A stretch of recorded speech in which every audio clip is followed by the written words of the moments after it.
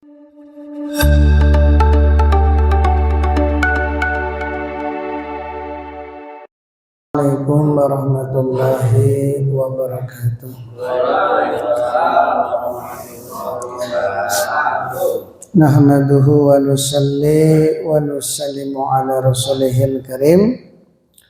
Allahumma la ilma lana illa ma 'allamtana innaka anta 'alamul ghuyub. Rabbi shrah li sadri wa yassir li amri wahlul 'uqdatam min lisani yafqahu qawli. Jamaah salat subuh yang sama-sama dirahmati oleh Allah Subhanahu wa taala. Bersyukur kita sebelumnya kepada Allah Subhanahu wa taala, alhamdulillah. Berkat rahmat, hidayah serta inayahnya kita telah dimudahkan oleh Allah untuk sama-sama melaksanakan salat subuh dengan berjamaah. Mudah-mudahan salat subuh kita diterima oleh Allah Subhanahu wa taala. Amin ya rabbal alamin.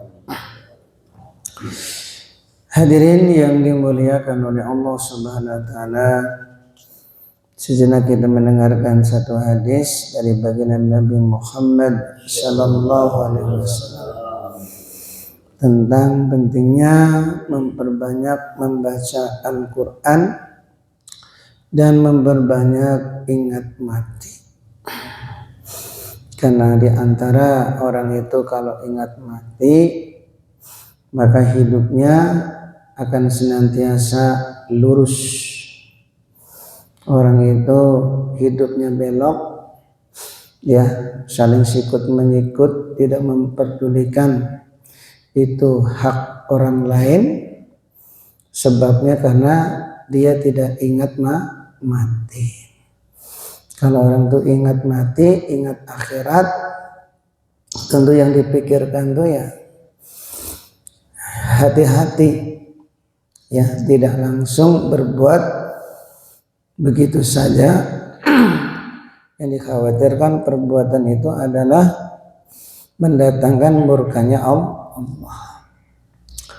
Di sini Rasulullah Sallallahu Alaihi Wasallam bersabda dari Sayyidina Umar bahwasanya baginda Nabi Muhammad Sallallahu Alaihi Wasallam bersabda, Inna hadhil qulub tasda'u kama yasda'ul hadid idza asabahul ma.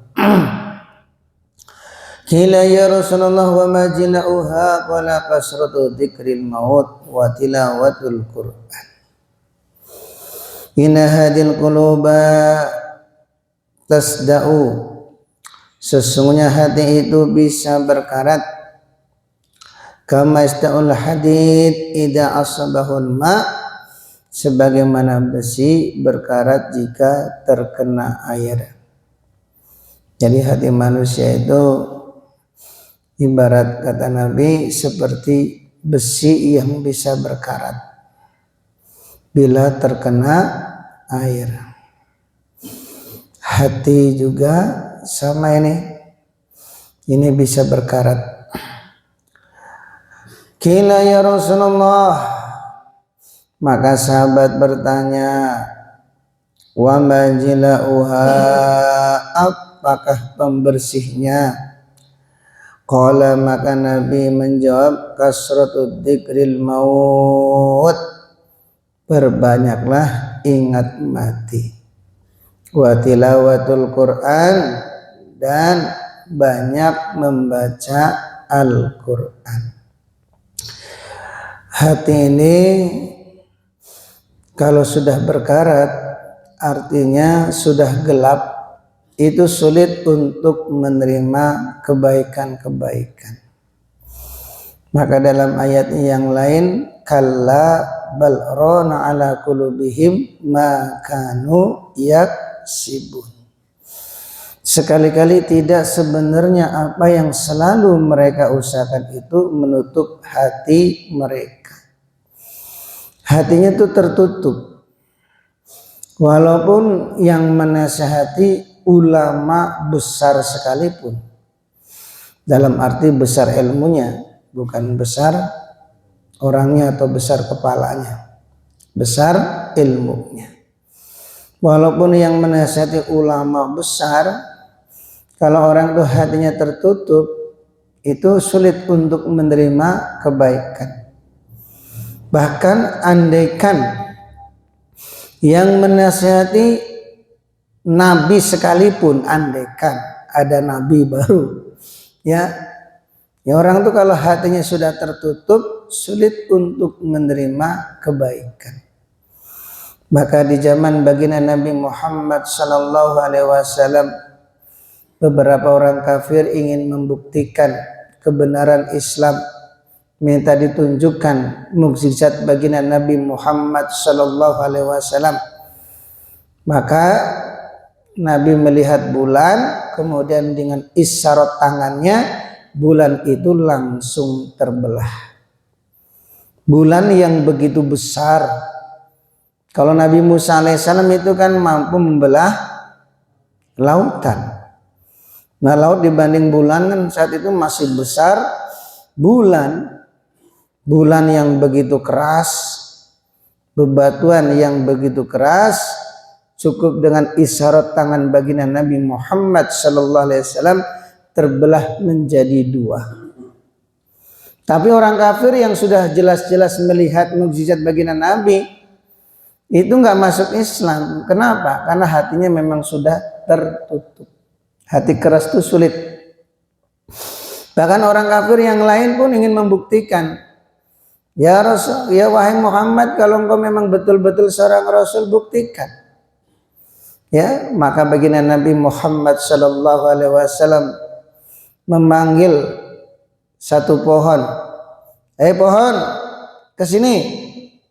Maka seketika pohon yang ada di dekat Nabi itu langsung akarnya itu keluar dari tanah. Kemudian pohon itu berjalan dengan akarnya menghadap baginda Nabi Muhammad sallallahu alaihi wasallam.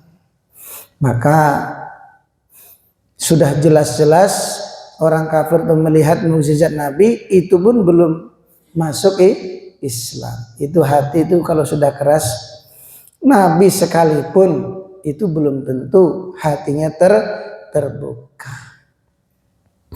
Maka hadirin yang dimuliakan oleh Allah Subhanahu wa taala, hati itu kalau sudah tertutup, walaupun berkali-kali ulama menyampaikan, ustadz menyampaikan, santri menyampaikan, ya, bahwa kita tidak boleh memakan hal yang haram atau syubhat, tetap saja tidak memperdulikan. Mau halal, mau haram, 3H. Halal, haram, hantam.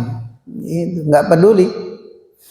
Walaupun yang menyampaikan ya banyak ulama, banyak ustadz, ya, banyak santri, ya, orang itu nggak boleh memakan barang yang haram. Tapi kalau hati sudah tertutup, tidak peduli, ya, tidak peduli. Masya Allah. Maka kalau kita lihat ini, ya, lahirnya ulama-ulama hebat itu karena memiliki ayah yang sangat hati-hati dalam makanan. Kenapa?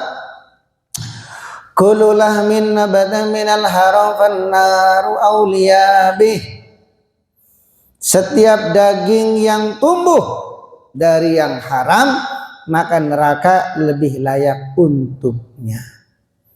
Jadi setiap daging yang tumbuh dari yang haram, maka neraka lebih layak untuknya. Artinya orang kalau sudah memakan hal yang haram, itu untuk berbuat baik itu berat, lebih cenderung untuk berbuat buruk. Naudzubillah. Maka lahirnya Abu Hanifah, ya, kenal Abu Hanifah yang dijuluki Imam Hanafi, muridnya gurunya Imam Maliki. Imam Malik gurunya Imam Syafi'i. Imam Syafi'i gurunya Imam Hambali. Imam Abu Hanifah ini yang terkenal punya kasab, ya, kemudian beliau punya kasab, bisa melihat hal-hal yang di luar pandangan umumnya manusia. Ketika orang habis wudhu, kemudian habis ngintip, itu kelihatan dari bekas air wudhu yang jatuh, yang keluar dari pori-porinya, itu kelihatan dosa-dosanya. Dosa-dosa ngintip, dosa-dosa nipu, dosa-dosa menggibah, itu keluar, kelihatan. Akan tetapi Imam Abu Hanifah doa kepada Allah minta kasabnya dihilangkan karena repot. Setiap orang habis wudhu kelihatan dosanya. Habis melakukan apa kamu itu? Tobat. Capek, akhirnya minta kepada Allah supaya kasabnya dihilangkan. Masya Allah. Nah, Imam Abu Hanifah ini yang selama 40 tahun sholat subuhnya itu dari sholat subuh dengan wudhu sholat isya. Berapa tahun? 40 tahun sholat subuh dengan wudhu sholat isya. Artinya beliau itu tidak tidur dari isya sampai subuh. Selama berapa tahun? 40 tahun. Dari isya sampai subuh loh. Selama 40 tahun nggak tidur. Kita ini cuma taklim aja ngaplek. Ini Imam Abu Hanifah 40 tahun dari isya sampai subuh nggak pernah tidur. Masya Allah. Ini tentunya punya orang tua yang hebat. Jadi namanya Abu Hanifah artinya Nu'man bin Sabit bin Ibrahim. Nah, itu ayahnya bernama Sabit bin Ibrahim rahmatullah alaih. Ketika beliau di tengah perjalanan di saat kehausan dan sangat lapar, di tengah jalan itu melihat ada sebuah apel yang jatuh, ya, di luar pagar kebun apel. Kalau secara hukum fikih, kalau apel itu kalau sudah jatuh di luar pagar, ya hukum fikihnya boleh ulima ridho'uhu. Insya Allah yang punya udah ridho secara hukum fikih. Tapi hukum takwa itu hati-hatinya tidak berani dimakan.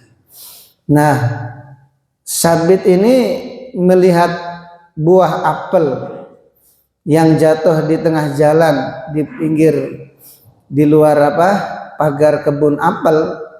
Karena saking lapar dan hausnya nggak memandang ini apel siapa, langsung dimakan. Baru separohnya ingat kalau apel ini bukan miliknya. Masya Allah. Maka dia minta halalnya, masuk ke kebun, siapa pemiliknya. Ternyata ada aki-aki tua. Apa kata aki tua? Kamu kalau minta halal kepada yang punya. Kalau saya ini bukan yang punya kebun ini, saya hanya penunggu kebun apel.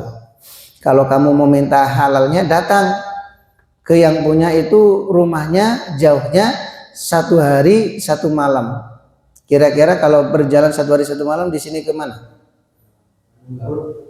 Lebih kayaknya. Ya, siapa yang tahu? Jalan kaki 1 hari 1 malam. Pak Dodo. Ya. Kemana? Wah, ke Ciamis ya, 1 hari 1 malam. Ya, pokoknya dilihat dari orang yang pernah ke Jakarta itu loh, yang pernah 212 itu dari mana itu? Ciamis ya. Nah, dari Ciamis ke Jakarta itu pas ke Bandungnya tinggal berapa hari gitu aja. Ya, 1 hari 1 malam. Ya, pokoknya kurang lebih lah. Ya, dari sini ke Ciamis jalan kaki, cari pemilik kebun apel. Sampai ketemu orangnya, ketuk pintu. Ya, kata Sabit, Pak, apakah Bapak yang punya kebun apel yang ada di sana? Ya, betul. Ada apa? Saya minta halalnya. Kalau saya ini makan buah apel yang telah jatuh dari Apa itu? Pohon apel milik bapak. Minta ikhlasnya, halalnya. Maka yang punya kebun ini berpikir, ini orang hebat banget. Jauh-jauh perjalanan sehari semalam hanya minta kehalalan ya sebuah apel. Padahal apel itu nggak dimakan semua, baru separuh. Pikir pemilik kebun ini kan, saya ini kan punya anak perempuan yang solehah. Ya, alangkah baiknya kalau diangkat jadi mantu ini. Alangkah baiknya kalau diangkat jadi mantu. Oh, langsung si pemilik kebun. Saya nggak mau ikhlas, nggak mau mengikhlaskan. Karena si pemilik kebun nggak mau mengikhlaskan, akhirnya Sabit ini takut. Ya, takut. Kenapa? Beliau ingat hadis Nabi. Ya, setiap daging yang tumbuh dari yang haram, maka neraka lebih layaknya. Kenapa? Ya karena orang kalau sudah memakan perkara yang haram, ibadahnya selama 40 hari 40 malam tidak diterima oleh Allah. Selama 40 hari.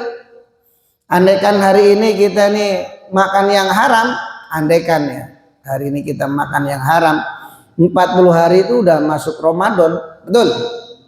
Sholat kita jadi nggak diterima, puasa kita jadi nggak diterima, baca Al-Quran kita jadi tidak diterima, gara-gara masuk perkara yang haram. Maka Sabit ini ketika si pemilik kebun tidak menghalalkan, ya maka langsung tolonglah Pak diikhlaskan. Boleh diikhlaskan, tapi dengan syarat kamu harus menikahi anak saya. Masya Allah.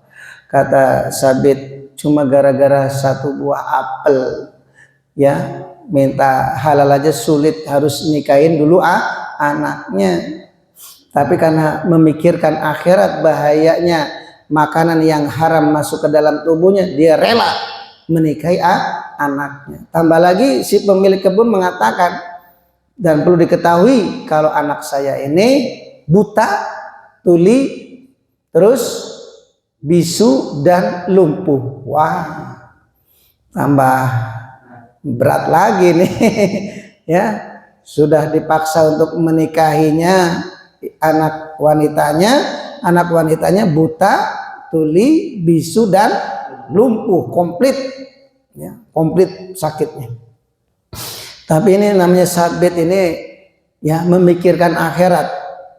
Belum menerima, bayangkan ini orang tuh kalau memikirkan akhirat tuh nggak peduli. Walaupun ya yang dinikahi itu wanita cacatnya komplit, buta, tuli, bisu, lumpuh. Demi akhirat. Namanya orang tuh demi akhirat tuh karena ingat mati, nggak peduli, siap. Saya menikahi anak bapak, walaupun anak bapak buta, tuli, bisu, lumpuh lagi, siap. Akhirnya singkat cerita dinikahkanlah. Orang dulu kalau nikah kan wanitanya tidak dipertemukan, wanitanya cukup di kamar. Maka setelah ijab kabul, ini Sabit ini langsung menemui istrinya. Ketika mau masuk ke kamar, mengucapkan salam, assalamualaikum. Dijawab dalam kamar, waalaikumsalam. Katanya bisu. Tapi bisa jawab salam. Begitu dibuka itu pintu, bisa melihat loh. Katanya buta, tapi bisa melihat. Kemudian bisa mendengar dan bisa berjalan. Dilihat itu ternyata sudah sempurna, cantik, soleha lagi. Masya Allah. Maka kata Sabit, kenapa ayahmu bilang kalau kamu tuh kok cacat, buta, tuli, bisu dan lumpuh? Benar apa yang dikatakan ayahku. Aku ini buta oleh karena aku tidak pernah sepanjang hidupnya melihat perkara yang diharamkan oleh Allah. Aku ini bisu karena benar apa yang dikatakan ayahku, karena sepanjang hidupku aku tidak pernah mengeluarkan kata-kata yang kotor. Dan aku ini tuli, yang dikatakan oleh ayahku benar, karena telingaku ini tidak pernah mendengarkan perkara-perkara yang haram. Dan aku dikatakan oleh ayahku lumpuh, benar, karena sepanjang hidupku aku tidak pernah berjalan ke tempat kemaksiatan. Masya Allah, betul-betul wanita yang solehah. Karena wanita solehah, suami juga soleh, orang yang hati-hati dalam hal makanan, maka lahirlah punya anak bernama Nu'man, yaitu Abu Hanifah. Kira-kira wajar nggak? Ya, punya anak yang menjadi hujjatul Islam. Wajar nggak? Wajar. Pertama punya ibunya, memang ibunya nggak pernah maksiat. Punya ayah, ayahnya juga hati-hati dalam hal makanan. Karena makanan itu kalau dimakan oleh laki-laki kemudian dia berhubungan dengan istrinya, sementara makanan itu akan menjadi air mani, disaring dari sari makanan itu jadi air mani. Air mani itu akan menjadi janin, ya, janin itulah akan menjadi anak. Maka kalau orang tuh makanan yang dimakan bersih, nanti anaknya juga bersih.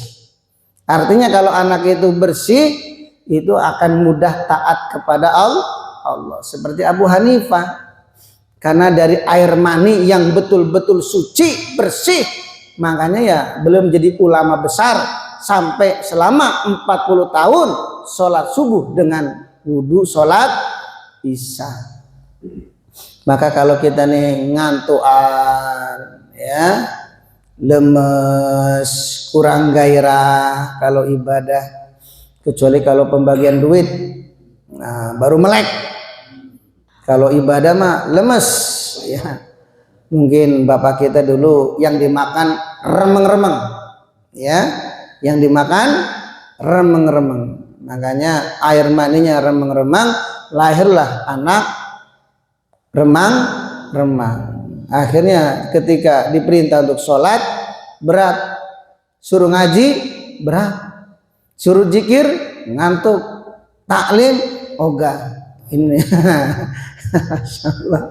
ketahuilah kalau orang itu berat dalam ibadah, itulah hasil dari makanan yang remang-remang. Masya Allah, ini perlu diperhatikan, ya, supaya kita nih hati-hati dalam masalah makanan. Jangan sampai perkara yang haram masuk ke dalam perut kita yang akhirnya menjadi daging. Kalau sudah menjadi daging, maka neraka lebih layak untuknya. Naudzubillah, tsumma naudzubillah. Maka hadirin yang dimuliakan oleh Allah SWT, maka supaya hati kita ini lembut, ya, mudah menerima kebaikan-kebaikan, mudah untuk menerima nasihat, yaitu perbanyak ingat mati dan banyak membaca Al-Quran. Insya Allah kalau hati kita ini lembut, insya Allah akan mudah untuk menerima nasihat-nasihat, sehingga perkara-perkara yang haram pun kita tidak berani memakannya. Cuma hanya barang sepele, ibaratnya cuma satu bala-bala, tapi itu bukan hak kita, kok malah kita makan, itu justru akan merusak amalan kita. Cuma bala-bala, betul nggak? Cuma bala-bala ngapain? Mending sekalian, ya, satu gudang bala-bala. Ada nggak, Pak Lili? Nggak ada. Ya, apalah artinya satu bala-bala? Mendingan ya sekalian satu gudang bala-bala. Sekalian bisa berbagi. Ya, nah ini hati-hati, ya. Kalau itu bala-bala, walaupun satu, kalau bukan hak kita jangan dimakan. Kalau dimakan bahayu, ya. Nanti ibadah kita selama 40 hari 40 malam tidak diterima oleh Allah. Khawatir belum 40 hari mati, maut, habislah. Ditanya oleh Allah, nah ditanya malaikat Munkar Nakir, gimana kira jawabnya? Cuma gara-gara satu bala-bala, masa nggak boleh sih? Walaupun satu bala-bala, karena itu bukan hak kamu, jangan kamu makan. Akhirnya disiksa oleh malaikat Munkar Nakir sampai kapan? Sampai datangnya hari kiamat. Naudzubillah tsumma naudzubillah. Maka hadirin yang dimuliakan oleh Allah SWT, hidup ini cuma sekali. Jangan sampai perkara-perkara yang haram masuk ke dalam tubuh kita. Insya Allah supaya amal ibadah kita semuanya diterima oleh Allah Subhanahu wa ta'ala. Subhanallah wa bihamdihi, subhanallah wa bihamdika asyhadu. Wassalamualaikum warahmatullahi wabarakatuh.